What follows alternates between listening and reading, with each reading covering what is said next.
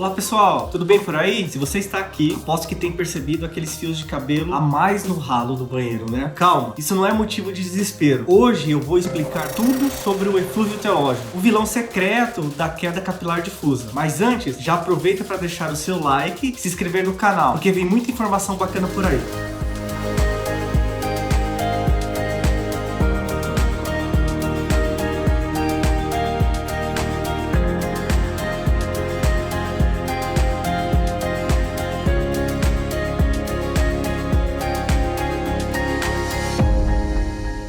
Então, o que exatamente é o eflúvio telógeno? É uma condição em que há uma perda acentuada e difusa de cabelo, porque muitos folículos capilares entram prematuramente na fase telógena, que é a fase de repouso. Qual que é o resultado disso? Uma queda de cabelo assustadora, mas temporária, na maioria dos casos. Para entender o eflúvio telógeno, é importante compreender o ciclo de vida do cabelo.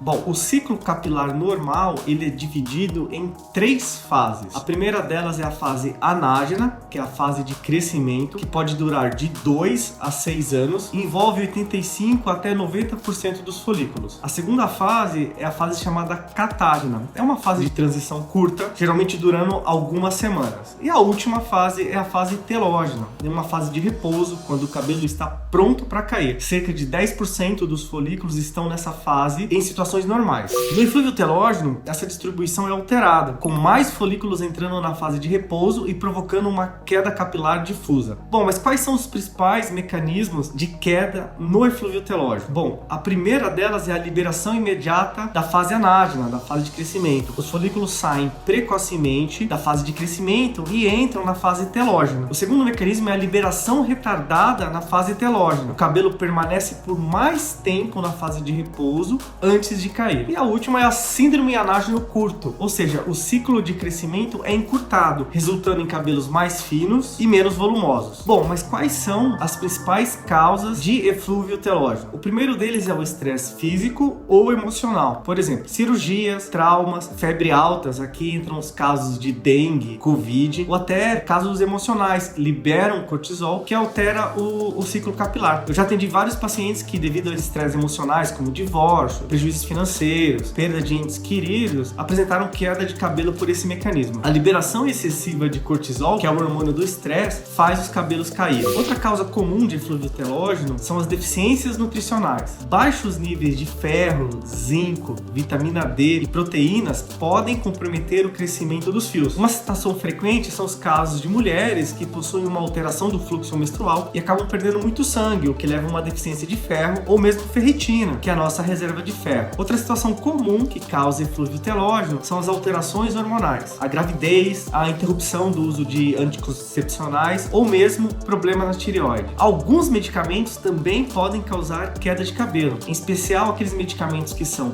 beta-bloqueadores, anticoagulantes e antidepressivos. Outra situação que causa esse tipo de queda de cabelo são as dietas restritivas. A falta de nutrientes pode gerar uma queda significativa em poucos meses. Exemplo comum são os pacientes que fazem cirurgia bariátrica. Com a redução do estômago, com ou sem o desvio do trânsito intestinal, os nutrientes não são adequadamente absorvidos. E, por último, doenças crônicas, como hipotireoidismo, doenças autoimunes e mesmo problemas renais. Quais são os sintomas comuns do eflúvio telógeno? O principal deles é uma queda difusa de cabelo. O paciente percebe que os fios eles saem ao lavar ou mesmo pentear. Cai cabelo mesmo. E alguns pacientes têm dor, queimação e uma sensação de formigamento no couro cabeludo. Mas como que é feito o diagnóstico? Bom, para confirmar o diagnóstico do eflúvio telógeno, a gente pode lançar mão de algumas técnicas. Uma que é simples é o teste da lavagem. O paciente fica 2 dias sem lavar o cabelo e no dia que ele for lavar, ele conta quantos fios ele percebe que caiu. Uma quantidade superior a 100 fios pode indicar o eflúvio telógeno. Existe um exame que chama tricograma. Você pega uma amostra dos fios removida e analisa no microscópio. Aí você consegue classificar se aquela quantidade está em anágena, telógena ou catágena. Existe um exame que chama videodermatoscopia, que ele utiliza uma câmera de alta resolução para examinar o couro cabeludo em detalhe, possibilitando a visualização de fios novos e crescimento. Pode ser feita em alguns casos também a biópsia do couro cabeludo, mas esses casos são utilizados em situações crônicas resistentes ao tratamento e o objetivo é descartar outras condições, como a alopecia androgenética. Mas como que trata então o eflúvio telógeno nessa queda de cabelo?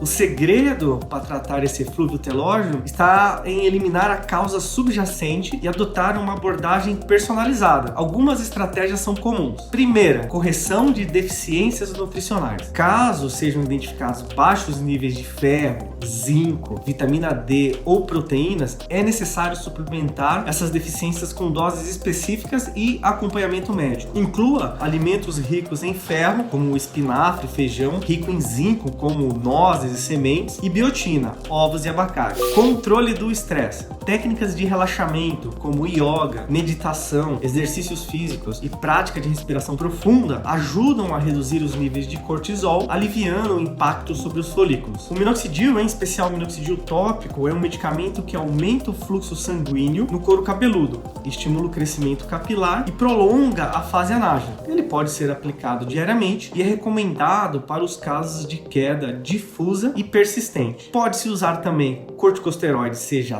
tópico ou oral. Eles são utilizados em casos em que há inflamação, principalmente se houver doenças autoimunes associadas. E existe também uma modalidade de tratamento, que é o laser de baixa intensidade ou de baixa potência. Ele pode ser utilizado para estimular os folículos capilares e promover o crescimento dos fios. Bom, quais seriam umas dicas práticas para o dia a dia para complementar o tratamento e prevenir quedas futuras? Algumas mudanças no estilo de vida podem fazer a diferença. Primeira dela, alimente-se bem. Inclua alimentos ricos em proteínas, como ovos, peixes, carnes. Não se esqueça de fontes de ferro, biotina e zinco. Uma dieta equilibrada mantém os folículos saudáveis e ativos. Hidrate-se. A desidratação ela pode afetar a saúde capilar. Beba ao menos 2 litros de água por dia para garantir a hidratação do couro cabeludo. Evite dietas extremas. Perda de peso muito rápida ou restrições severas prejudicam a nutrição dos fios. Proteja o couro cabeludo. Use chapéus ou protetores solares específicos para o couro cabeludo em dias de sol intenso. A exposição solar prolongada pode enfraquecer os folículos. Evite o uso excessivo de ferramentas de calor. Secadores, chapinhas, modeladores de cacho podem enfraquecer os fios. Use protetores térmicos e sempre que possível, deixe o cabelo secar naturalmente. Massageie o couro cabeludo. Uma massagem de 5 a 10 minutos por dia pode estimular a circulação sanguínea, nutrir os folículos e promover o crescimento capilar. Durma bem. O sono de qualidade é fundamental para a regeneração dos tecidos capilares e o equilíbrio hormonal. Mantenha o estresse sob controle. Pratique atividades que relaxem, como caminhadas ao ar livre, leitura, meditação guiada.